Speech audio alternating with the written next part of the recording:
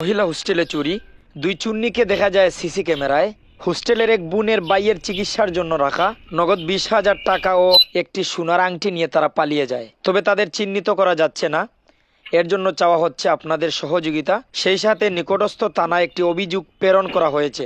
মালিকপক্ষের ফারহান আহমেদ পিয়াল জানান, কেউ যদি ওই চুন্নিদের দৌড়িয়ে দিতে পারেন তাদের পুরস্কৃত করা হবে। হোস্টেলটির অবস্থান সিলেট আম্বরখানস্থ ইউনিমার্ট সুপার শপের পিছনে ইরাস মহিলা হোস্টেল সংলগ্ন।